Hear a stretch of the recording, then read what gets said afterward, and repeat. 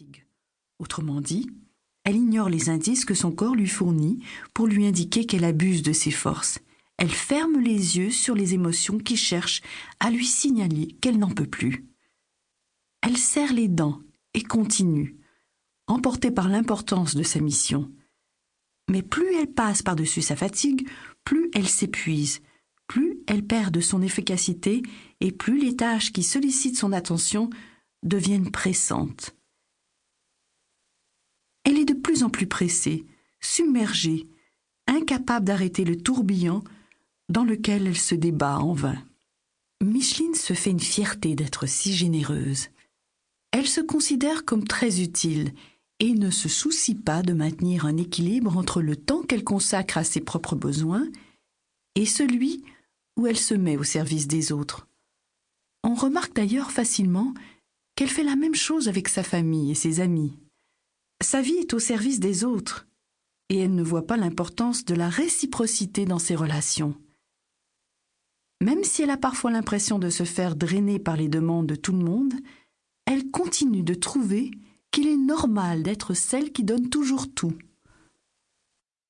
Une identité fragile. Toute cette générosité n'est pas uniquement tournée vers autrui. Micheline y trouve son importance à ses propres yeux.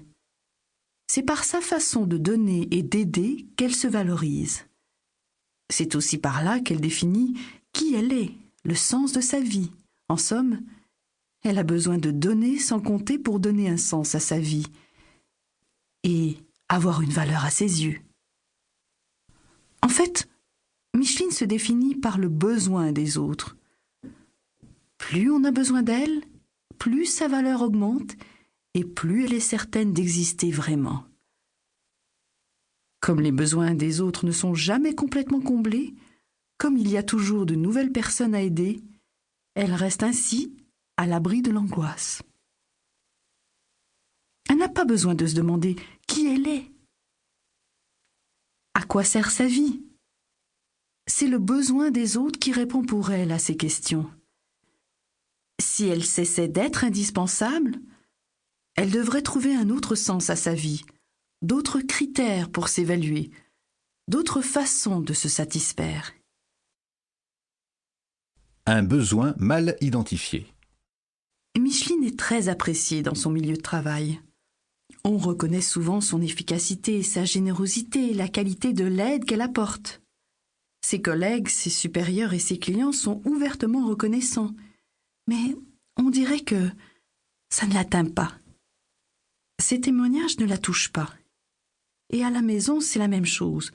Toute la famille l'apprécie, ou plus ou moins, mais ça ne lui apporte rien.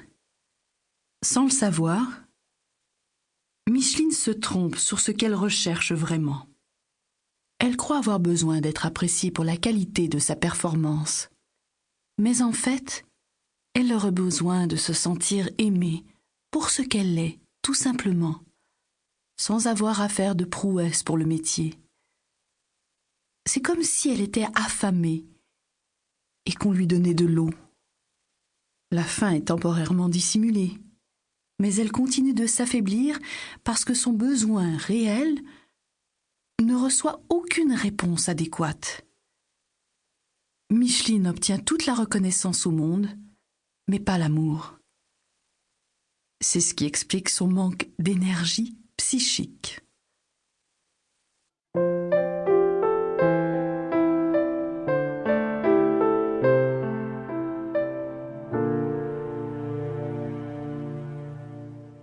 Les ingrédients essentiels.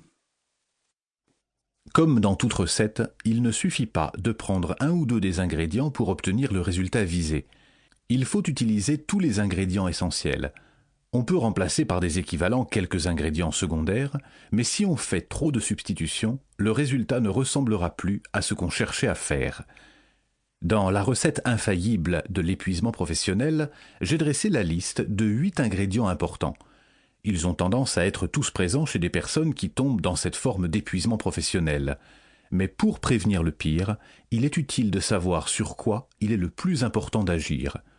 De même, il est bon de connaître les ingrédients les plus indispensables si on veut réussir à en guérir lorsqu'on est rendu. Pour continuer à écouter ce livre audio gratuitement, cliquez sur le lien dans la description et vous pourrez l'écouter en entier sans frais grâce à l'essai de 30 jours d'Audible.